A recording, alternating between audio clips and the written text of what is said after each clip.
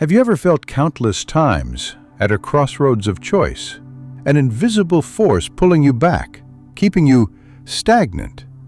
It wasn't the fear of failure, nor the confusion of the unknown, but a deeper, ineffable weariness. You instinctively knew you could do more, go further, become a completely different self, yet ultimately chose the safest, most mediocre path. You watched opportunities silently slip through your fingers, dreams gradually fade in the torrent of time, and the ambitious, breakthrough-craving self slowly lose its edge in the daily monotony. Does a powerless sigh always echo in your heart, aching for the possibilities of, if only I had been braver? Do you ever, in the dead of night, feel enveloped by an inexplicable sorrow? A sorrow not stemming from loss or defeat, but from a profound self-betrayal. You betrayed your deepest desires. You failed your life's most primal impulses. You were just not brave enough. Yet, at this very moment, I ask you to pause. Deep within, allow a more penetrating, more unsettling question, like a cold blade, to quietly cut through this seemingly tranquil sorrow. What if this not being brave enough that you perceive is actually humanity's deepest, most universal sorrow, which not only erodes your personal destiny, but also invisibly shapes the collective consciousness of our entire society? What if this sorrow is not predetermined by fate, but a cage you have personally forged for yourself, trapped by certain hidden psychological mechanisms and societal indoctrinations? Have you ever felt that even with ample ability, resources, and wisdom, you still cannot break free from some invisible restraint, unable to take that decisive step? Do you perceive that your excessive pursuit of safety might instead push you towards a deeper, more hopeless emptiness and spiritual regression? Does this singular obsession with not being brave enough trap you in a paradox? You crave stability to avoid pain, yet in doing so you miss the growth gained through courageous confrontation and the true power and meaning life can bestow. Is this sorrow a chain that binds you, or a sail that can open new waterways for you? Are you pursuing superficial stability, or the will to power from the depths of life itself? Why are we so instinctively plagued by the sorrow of not being brave enough? This is not a simple personality flaw, but is rooted in the deep cognitive biases of the human brain, evolutionary remnants of survival instincts and society's avoidance of risk. From a neuroscientific perspective, our brains are naturally wired with a strong preference for loss aversion. The pain of loss often stimulates us more than the pleasure of gain. When we face a decision that requires courage, the brain instinctively evaluates potential losses: loss of stability, loss of others' approval, loss of a familiar comfort zone. This excessive focus on loss makes us prefer to stay put rather than risk losing by trying. At the same time, as social animals, the conformity bias in the human brain plays a crucial role. We crave acceptance by the group and fear exclusion, so we tend to follow the choices of the majority, avoiding standing out. When you desire to be brave, the subconscious fear of, "What if I fail? What will others think of me?" often emerges, and this invisible pressure from the group can instantly extinguish your inner fire. However, while this biological and evolutionary explanation reveals the superficial mechanisms of not being brave enough, it fails to touch upon deeper psychological and philosophical dimensions. The problem arises when you merely attribute this lack of courage to an inherent nature or an unavoidable circumstance, falling into a fatalistic trap. You completely shift the responsibility for change to external circumstances or unchangeable nature, rather than developing your own intrinsic capacity to cope with challenges. You become like an animal bound by a rope. Even if the rope has long rotted, you remain in place because you believe you cannot break free. Your free will, your self-realization gradually degrade due to this over-attribution. You simplify bravery into an innate trait, a gift, rather than a complex life practice that requires continuous exercise and active choice. A deeper reason is that our culture often over-glamorizes stability and demonizes risk.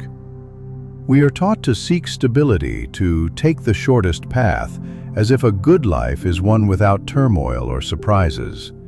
In this mindset, bravery is given negative connotations of recklessness and disregard for consequences. You are subtly indoctrinated that a good life is one that avoids all risks. A good self is one that can live peacefully. This avoidance of risk makes us lose the opportunity to examine ourselves and understand the deeper meaning of life by challenging limits and facing fear. Nietzsche's philosophy offers profound insight here. He believed that life is not merely to be protected, it is also a crucial catalyst for the will to power to manifest and transcend itself. Through wrestling with resistance, life can achieve true intensity and depth. Reducing not being brave enough to merely a sorrow precisely deprives us of the opportunity to face resistance directly, embrace discomfort, and draw strength from it. You seek superficial comfort, not the elevation of the soul.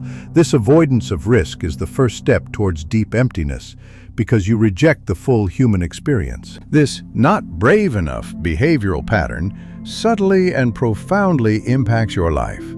Firstly, it leads you to miss the breadth of experience and depth of growth.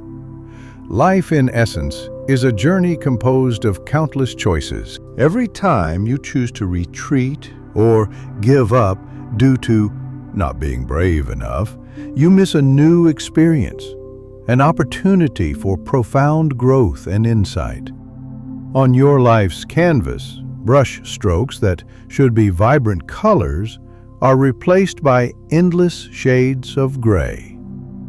You will never know what magnificent panorama the world might have unfolded for you had you bravely taken that step. This missed opportunity is not immediately apparent, but, like a chronic illness, gradually manifests over time, ultimately leaving you feeling impoverished and empty.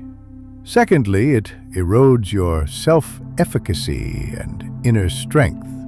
When you repeatedly choose not being brave enough, your subconscious receives a strong signal. I am powerless to change the status quo. I cannot control my own destiny. This inner belief spreads like a virus, gradually undermining your self-confidence, making you more likely to feel helpless and despair in the face of future challenges.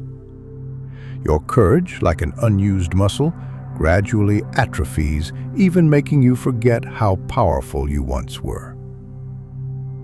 When you most need to mobilize your inner resources, you find that you have already outsourced this capability to stability and compromise, leaving you feeling unprecedentedly powerless. This surrender of self-power leaves your soul fragmented. Even in stability, you cannot escape deep emptiness and incompleteness. The deepest impact is that it causes you to live an unlived life, thereby missing the ultimate mission of individuation. Carl Jung's theory of individuation states that life's core mission is to become a complete self. integrating all inner aspects, including the suppressed shadow. To fulfill this mission, one must bravely face the unknown, embrace discomfort, and transcend the persona society imposes. When you are not brave enough, you reject this inner adventure, stagnating in a superficial comfort zone. You do not become the self you could have been. You live a version of life limited by fear and compromise. This sorrow is a heavier regret than any failure, for it means you have never truly lived, never truly experienced the highest levels of freedom and abundance a person can achieve. The stability you pursue ultimately becomes the cage that imprisons your soul. So how can you break free from the sorrow of not being brave enough? Truly activate your inner courage and transform these perceived regrets into the most powerful driving force in your life, thereby achieving a true life unfolding. This requires a profound cognitive paradigm shift and behavioral reconstruction. Firstly, redefine bravery. It is not fearlessness, but acting despite fear. You don't need to wait for fear to completely disappear before acting, because that day may never come. True bravery is when you feel deep uneasiness, hesitation, or even fear, yet still choose to take that step, even if it's a tiny one. Treat fear as a signal, a reminder that you are moving towards the edge of growth, not a reason to stop. As Nietzsche said, "What does not kill me makes me stronger." Each time you choose to act in the face of fear, you send a message to your subconscious: I am stronger than fear. I can control my destiny. This conceptual shift is key to unleashing your inner courage. Secondly, embrace the intrinsic value of imperfection and failure. In this, society's definition of success is often linear and perfect, but this is precisely the trap that stifles courage. True growth often comes with setbacks and failures. These failures are not endpoints, but valuable learning opportunities and accumulated experience. Don't be afraid to make a fool of yourself. Don't be afraid of being ridiculed, because these are evidence that you are trying, that you are breaking through. When you can face failure with an open, learning attitude, you can draw strength from every stumble and become more resilient. Jung believed that the process of integrating the shadow itself is uncomfortable, but only by confronting and accepting these imperfections can you become whole and powerful. Thirdly, prioritize inner guidance over external validation. You no longer need external applause and affirmation to validate your worth, because your worth is rooted in your inner truth. Listen to the whispers of your soul, that genuine desire and intuition that has long been suppressed. When faced with choices, ask yourself, does this decision align with my deepest values and desires? Will it make me feel truly alive? Even if this choice is not understood by others, or even draws opposition, firmly follow your inner guidance. This loyalty to self-belief is the foundation for you to bravely face the world, and the only path to living a unique life. This is a profound practice of individuation, transforming you from passive, following the crowd, to active self-creation.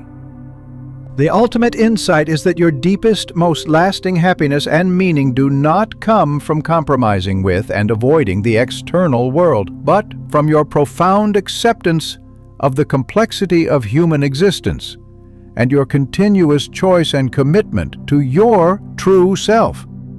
The greatest sorrow is not to accomplish nothing, but to have infinite possibilities yet never bravely attempt them throughout your life. Imagine you are no longer a small boat forever docked in the harbor, fearing the stormy seas, watching others' vessels brave the waves in the distance. Instead, you are a long voyage explorer ship. Though your hull might be old and your sails patched, you dare to venture into the deep sea, pass through storms, and explore islands uncharted on any map. Your not being brave enough once kept you stagnant, but that past sorrow now becomes your most powerful motivation.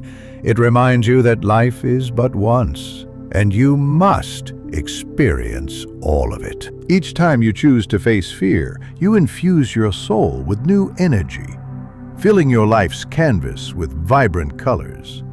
What you display is no longer the anxiety and internal friction of chasing stability, but the wildness and power of moving full speed ahead, despite your scars.